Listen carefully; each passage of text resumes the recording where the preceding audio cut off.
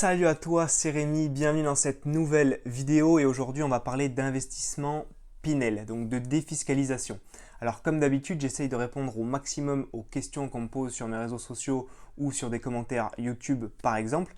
Et la question du Pinel, de l'investissement en défisc Pinel revient souvent, mais c'est pas trop le même type de personnes qui me posent ce genre de questions. D'habitude, c'est des jeunes investisseurs qui sortent des études comme moi il y a 2 ans de ça, qui sortent de l'école et qui veulent faire leur premier achat, qui n'ont pas forcément trop de moyens.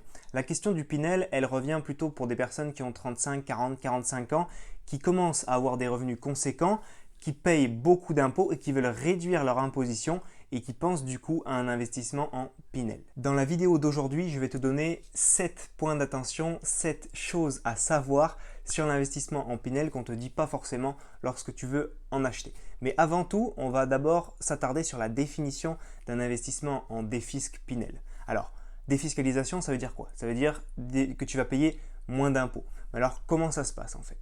Alors, l'État français veut favoriser la construction de logements neufs et pour que les gens achètent ces logements, il va leur dire « Ok, si vous achetez ça, nous on est content et donc pour que vous l'achetiez, on va vous donner une réduction d'impôts. Comme ça, vous êtes content, on est content, tout va bien. » Alors, cette réduction d'impôts, elle est fonction du montant que tu as investi. Tu vas pouvoir bénéficier d'une réduction d'impôts de 2% du montant investi par an pendant 9 ans. 9 fois 2, 18, donc tu vas pouvoir bénéficier d'une réduction totale de 18% d'imposition, donc 18% du montant investi, tu vas pouvoir le réduire de tes impôts.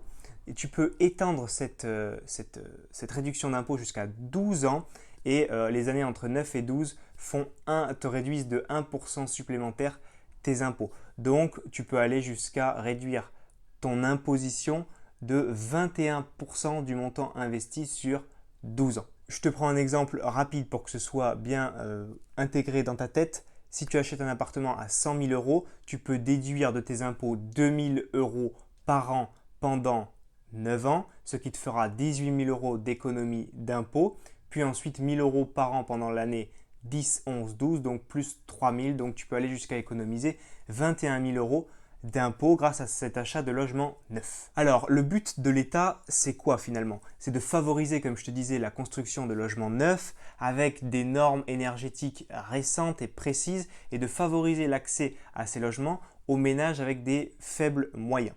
Alors, le Pinel, la défiscalisation Pinel ne se fait pas partout. Il y a certaines zones qui sont éligibles. Il faut que ce soit de la construction en neuf. Il faut que tu le loues au moins pendant 6 ans à des locataires en nu. Il faut que ton locataire, ce soit sa résidence principale. Et en plus de ça, les loyers que tu pourras mettre sur ton investissement seront plafonnés. Et de plus, les ressources que auront tes locataires seront elles également plafonnées pour, comme je te disais, permettre l'accès à ces logements neufs à des ménages avec des revenus modestes. Maintenant, on va s'attarder aux points d'attention que je veux te partager dans cette vidéo. Et le premier, c'est que tu vas acheter trop cher. Alors, comme toutes les lois de défis qui sont Cellier, d'Eurobiens et toutes celles qui vont suivre, tu fais un achat surcoté. Donc les prix du neuf et les prix de l'immobilier neuf pour faire ce genre de défisc sont surcotés de 10, 15, 20%. J'ai même vu dans certaines villes des montants qui étaient peut-être 40 voire 50% au-dessus du marché de l'immobilier. Donc tu vas acheter un bien qui vaut beaucoup plus cher qu'un bien, on va dire, dans l'ancien mais juste pas neuf dans la même ville. Donc déjà tu perds de l'argent à l'achat.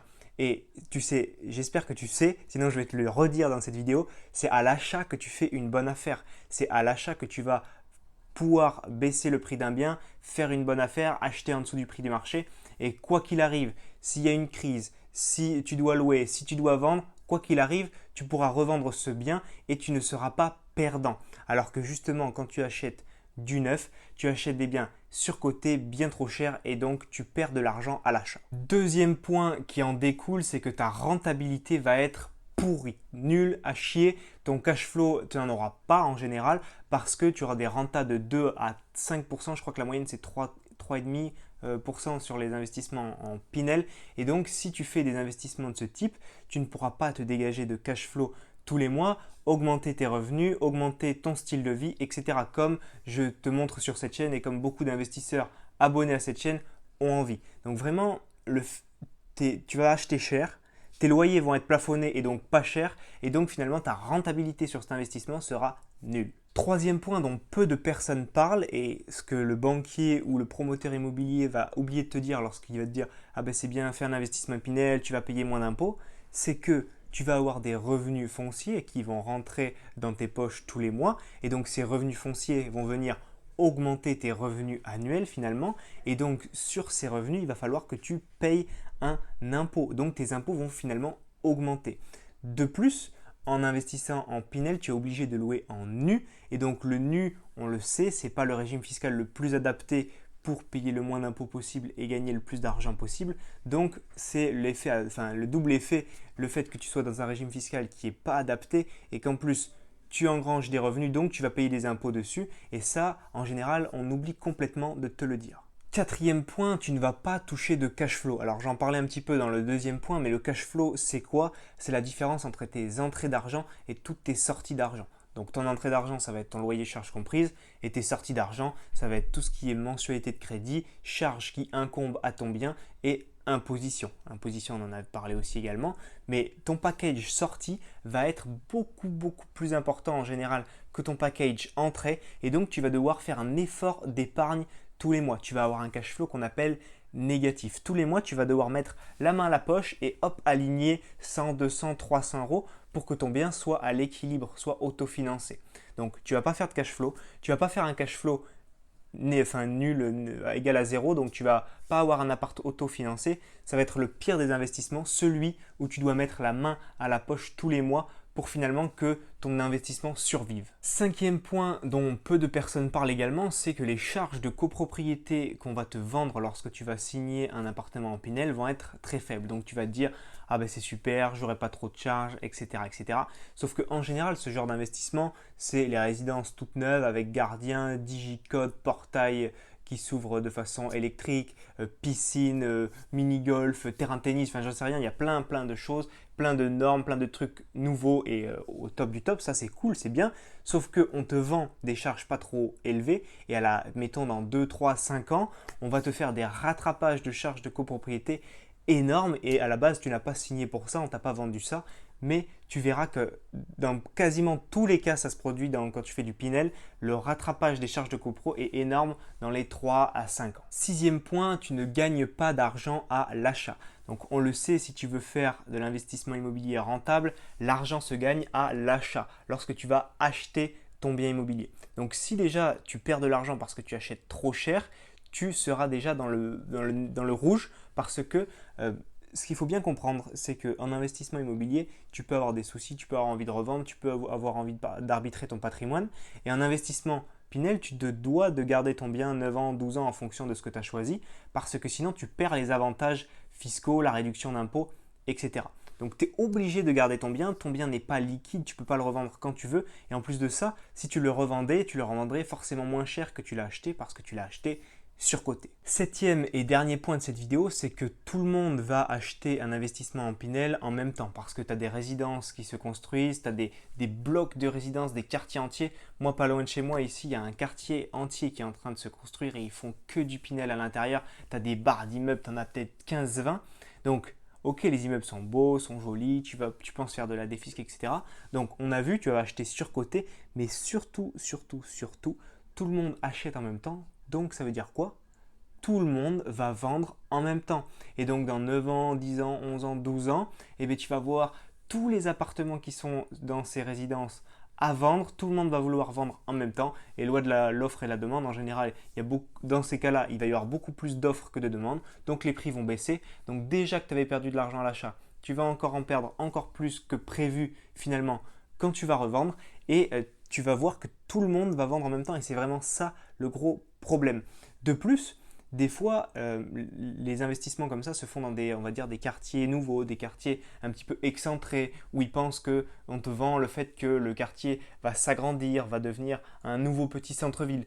Donc des fois, c'est le cas, des fois ça prend, des fois les investissements en neuf sont en centre-ville également, mais quand c'est un quartier un petit peu loin de tout, loin du centre-ville de la ville où tu es, et bien en plus de ça, on te vend un bien qui est très surcoté et à la revente, il ne vaut pas du tout ce que tu l'as acheté parce que le quartier n'est pas forcément adapté à recevoir autant de monde à l'intérieur. Et ce n'est peut-être pas un quartier très recherché par les gens qui veulent investir pour leur résidence principale, pour faire du locatif, etc. Donc toi, on t'a vendu un truc cool, un petit peu à l'extérieur de la ville, la défisque et tout, mais lorsque tu vas revendre, tout le monde revend et le quartier n'a pas du tout pris de valeur. Donc, comme tu l'auras compris, je pense, je ne vois pas beaucoup d'avantages à l'investissement en Pinel. Il y en a quand même quelques-uns que je vais te mentionner. C'est le fait que tu vas avoir des frais de notaire qui sont réduits et que tu ne vas pas payer de taxes foncières pendant 2 ans. Mais c'est vraiment les seuls que je vois. Alors, la personne qui voudrait investir en Pinel, pour moi, j'en vois qu'une seule qui pourrait être une bonne candidate, on va dire. C'est la personne qui a déjà des bons revenus, qui a un métier passionnant, qui n'a pas forcément envie de le quitter ou de changer radicalement sa vie comme j'ai envie de le faire et beaucoup de gens qui me suivent ont envie de le faire également. Donc c'est plus l'immobilier, c'est plus pour ta retraite, c'est quelque chose dont tu ne veux pas t'occuper, tu veux t'occuper de rien du tout, tu veux pas que ça te prenne du temps, c'est un investissement patrimonial, c'est pour plus tard, voilà. C'est vraiment la seule personne que je vois qui pourrait investir en Pinel. Mais en général, comme je te dis, les gens qui me suivent, moi-même, on n'est pas dans ce cadre-là. Ce qu'on veut faire, c'est du cash flow de suite, louer des appartements, gagner de l'argent de suite dès le premier loyer. Donc les locataires remboursent la banque. Au passage, toi, tu prends une petite commission pour toi et tu te fais ce qu'on appelle du cash flow positif. Tu augmentes tes rentrées d'argent tous les ans, tous les mois et donc tu te crées ton patrimoine et tu te crées une autre source de revenus. Si tu veux changer de vie, changer de job, voyager, vivre autrement, etc., comme j'ai envie de le faire, le Pinel, c'est impossible d'y arriver avec cet investissement. Il ne faut pas forcément chercher la défiscalisation et le fait de payer moins d'impôts. Parce que, ok, tu vas payer moins d'impôts sur ton revenu parce que tu as acheté un logement neuf, donc tu payeras moins d'impôts, mais cet argent que tu gagnes ici, tu vas le reperdre ici en revendant ton bien immobilier. Donc il ne faut pas regarder que ça, il faut regarder combien ça te rapporte. Parce que ce qui serait encore mieux, c'est que l'immobilier puisse te rapporter de l'argent au lieu de te faire économiser des impôts. Si ça pouvait te rapporter de l'argent tous les mois, ce serait encore mieux. Il ne faut pas que tu aies un effort d'épargne à faire, à sortir 100, 200, 300, 500 euros de ta poche tous les mois. C'est largement possible, c'est ce que j'ai fait lorsque j'ai fait mon premier investissement immobilier. Il me rapporte 150 euros de cash flow mensuel. Je le loue 30% au-dessus du prix du marché. Sur le deuxième, j'ai fait un tout petit studio qui fait 13-15 mètres carrés et que je loue autant en courte durée qu'un T2 dans la ville où je suis. Donc c'est possible, je t'assure que c'est possible de faire de l'immobilier rentable sans utiliser forcément des lois de défiscalisation. Tu peux me dire ce que tu penses de tout ça dans les commentaires et si tu es intéressé par savoir comment j'ai fait justement ces investissements, mes premiers investissements immobiliers rentables, ce que j'ai fait pour l'occasion, c'est que j'ai créé une heure de formation offerte que tu retrouves dans le lien qui se trouve dans la description de la vidéo. Pour y accéder, c'est très simple, tu cliques sur ce lien et je t'enverrai 5 vidéos de formation inédites qui t'expliqueront comment investir dans l'immobilier en partant de zéro, sans apport et te dégager des compléments de revenus chaque mois, voire aller vers l'indépendance financière. On se retrouve tous les deux de l'autre côté, c'était Rémi. Ciao ciao.